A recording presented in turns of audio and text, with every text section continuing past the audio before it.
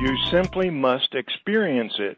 A near-perfect blend of good sport with fierce competition, all embraced with mutual respect that only comes from dedicated individuals with a relentless common interest, running and high-tech. Greetings, everyone, and welcome from the Technology Association of Georgia. It's September 4th, 2015, and this is Tech Talk. I'm your host, Frank Baia. The 7th annual Techie 5 and 10K run this coming October 3rd. It's a celebration of good sport and fellowship that can only happen when TAG members get together for a united purpose. That's right, each year hundreds of health-conscious technologists participate in this special day of competition and networking, with a portion of the proceeds going towards the TAG Education Collaborative, with a mission to strengthen the state's workforce via science, technology, engineering, and math. This year, over 600 runners and more than 40 race day sponsors create a truly one-of-a-kind atmosphere. Imagine the fellowship and the fun from the pure sportsmanship. Then put on your Nikes, baby, because this race, for some, will be their pre-qualifier for the world-famous Peachtree Road Race.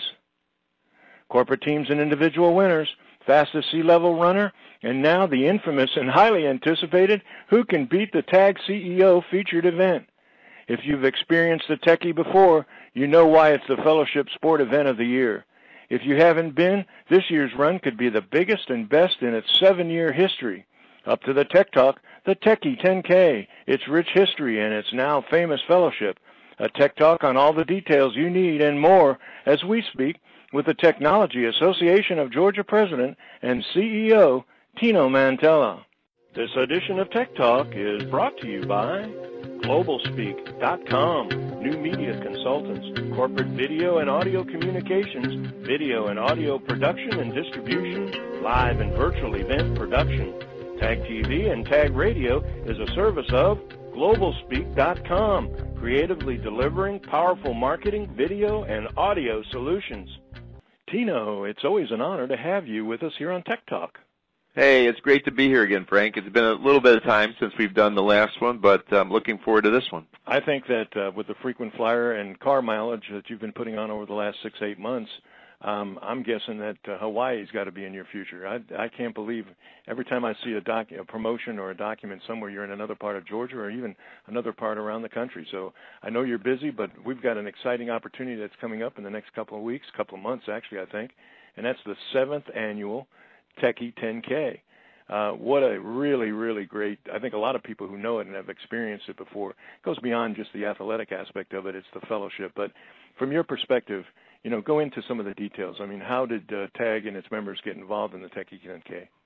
Well, one of the interesting things about TAG is, and I think I'll tie the millennials in with this, is people like to participate to help out our day of service. We recently had that at the food bank again, and it was sold out in a couple days, and with a big waiting list of people that wanted to participate. So TAG provides an opportunity for companies to do something together, whether it be in a fun setting. Even the day of service is, of course, a fun setting, but really an opportunity to participate as a team and do some team building. So there's nothing better than putting corporate teams together for a road race that meets that need, although you can certainly sign up as an individual as well. Well, I think that the competition gets fiercer and fiercer each year, especially when they start wanting to challenge the TAG CEO. And I heard one of the people comment that it was like the most beautiful horse in a glue factory. I don't know exactly what they meant by that, but I don't know either. That's part of, I think part of the fun and part of the excitement of it is again to go back to the fact that ground zeros, everybody's got their feet on the ground, getting ready to have some real fun and real opportunity. But when it gets to the start, all of a sudden it starts becoming a real challenge. So it's for a good cause, and I think, as you mentioned, with the millenniums being so committed to doing something that has purpose, here's a case where you can have a lot of fun, a lot of fellowship, and do something that's really important for a good cause.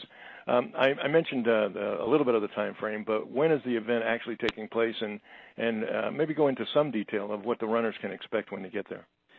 Yeah, it's a festive atmosphere on October 3rd, so usually we get some great weather, a little cooler in the morning, which is always a good thing. People can walk it. They can do a 5K. They can run it. There'll be some booths out there with our sponsors, and we're breaking records in terms of sponsors this year and companies that want to participate. I think it's last couple of years it's taken hold as like our Tag It Golf tournament, that it's the place to be. It's a bit hilly, so some people reduce their race maybe from a 10K to a 5K. It's tough going around it twice. When you see, after you've done it the first time, it's like, oh no, I got to do the whole thing all over again. Suicide hill. No. We've got some of the best things we have. I think is we usually get some of the best shirts out there that people get. Everybody that participates gets a racing shirt, and we've got some great awards that people receive. There's a disc jockey. There's lots of food, and people come with their babies and bring strollers. You've got some of the older population there, so it's a real melting pot, if you will, of race day. And we've always had a good partnership with companies in the Gwinnett area, specifically Course 360. That's always been a tremendous host of the race. And for those that are serious runners, it's also a qualifier for the Peachtree Road Race. So whatever time you get, you can use it to see if you can get into a higher class for the road race. Well, I'll tell you again, it's an important thing to, I know that a lot of people from a health standpoint, conditioning standpoint, run. This is a case where if you do anything similar like this in a competitive atmosphere, it can be fun, it can be challenging, but this has a special overtone to it because it's more than I can't emphasize enough the fact that it's a team of sort of ad hoc people from different companies, but at this time and at this place, they all kind of come together in one form of fellowship that is just hard to duplicate in any environment. You mentioned something that I think would be kind of fun. It'd be really interesting to see who could actually bring out the oldest T-shirt, to see, in fact, if somebody still has some of the earlier ones. That's a good idea. It could be fun. Let's talk a little bit about the event sponsors. When it's all said and done, these are the people that really kind of put up and make sure that the kind of things that happen with TAG can happen successfully and done in such a great way. Who are the event sponsors? And maybe go into that part that I mentioned earlier about purpose. Where do the proceeds go? Yeah, let's talk about the proceeds first, because that's all important. So the race benefits our TAG Education Collaborative, and their focus is to motivate kids to get engaged with math, science, technology, and engineering. And what a home run that's been, I'll tell you. Yeah, that's been really important. And the TAG Ed group is doing a great job, so people are out to support that as well. And as you know, Frank, from all your interviews that you've done, there's a real shortage in terms of having people ready to go in any kind of STEM area. So we want to get to them early, show them that there's great opportunities to participate as in careers in STEM, and maybe go on to a 2-year or 4-year college if that's their desire. And we have some methods along the way, including a great internship program. So the race also supports TAG activities, and there's many of those. So all around, it's a lot of fun, and it's a great place to support the TAG Ed and the STEM area. And sponsors, a couple of the early sponsors have been Auto Trader, and Auto Trader has been with us pretty much since the beginning. There's a company called OutSystems, Silicon Valley Bank, Cox. There's just a number of companies that are part of this. Too many to mention today, but there's probably 40 sponsors already, and they can enter teams of 6. So, and then the teams compete with each other. If they bring 20 runners, it's the first 6 runners that we track their time, and then we add all their times together from each team, and whoever has the best time wins the award. And if it's a corporation, which most of these are, then we have a prestigious corporate cup that they get to take home as well, have bragging rights for a year. And then they also get something if they beat me, which it's funny you mentioned it earlier, but people will start calling me, asking me what my time is, and they get very serious about it. So or they try to put a detective on the case to watch me run or something to see what sort of time they have to beat. So. Well, I think that's part of the fun, and especially when you put the ropes out and trip the guys behind you so they can get the lead. Right. Send them a different direction. Exactly. On the course. Give them a different course. I like that. That's a good idea. Let's try that this year. Well, let's go into a little bit about the categories themselves. Although you kind of mentioned a broad stroke over it, go into specific about the award categories, and obviously the runners themselves can gain individually, but as you mentioned, even corporately. Maybe go into a little bit more detail about the categories. Yeah, so there's team results, and team results for the 5K and for the 10K. And then there's the corporate teams, as I mentioned, and then pretty much every age group from under 18 all the way up to 60 and over gives groups a chance to kind of participate in their category, and then also personal best. And then we also do the fastest runners, of course, men and women, and first, second, and third for that. So. Yeah, there's lots of opportunities to win. We also have the fastest C-level runner, so C-suite runners who participate. So we're not at a lack for contests. Right. Well, it'd be fun to take a look at some of the actual information. Everything is such big data and analytics to see whether the timing of the C group is faster than the sales guys or something to that, depending on who's the quicker of the bunch in terms of getting to that quote-unquote finish line. You mentioned earlier about pre-qualifying for the Peachtree Road Race, which is an incredible opportunity for the runners. Anything other than that? Obviously, more than the exercise and the fellowship, which is substantial.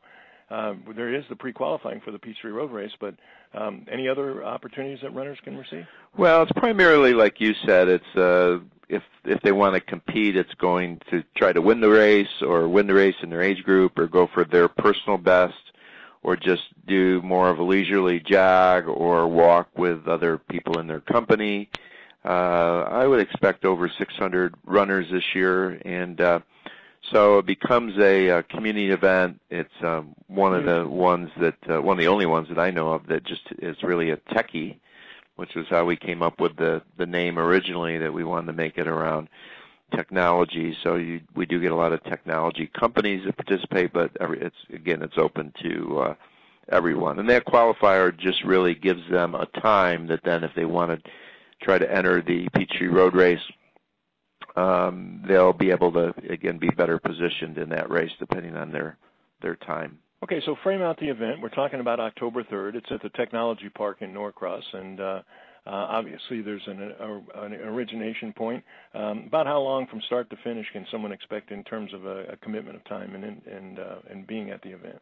And is there anything like networking after the actual race? Well, networking, as you know, there's always an element of networking at any tag event. So people will start arriving. I know my staff will get there about 5 in the morning, set up the tables, get the shirts out, take the pre-registration. They'll have a place to register on site as well. The music will be playing. They'll probably have somebody providing opportunity for them to do some stretching before the race. And then, the gun goes off and people will run or walk the course, and then when they come back, more music, lots of food, win the prize if they beat my time.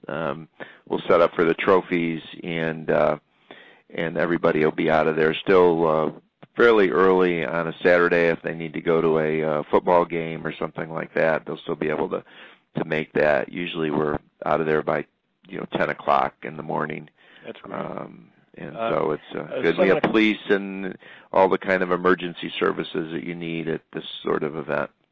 And no pre-registration? Pre-registration? I know 7 a.m. is the actual registration time when you get there, but is there any kind of information that they can find out more if they want to get more information than what we've given them today in terms of framework, its time, and categories, but can they pre-register? Yeah, everybody's pre-registering now, so they encourage to pre-register their team, and they can contact tagonline.org or call our office and participate in that way.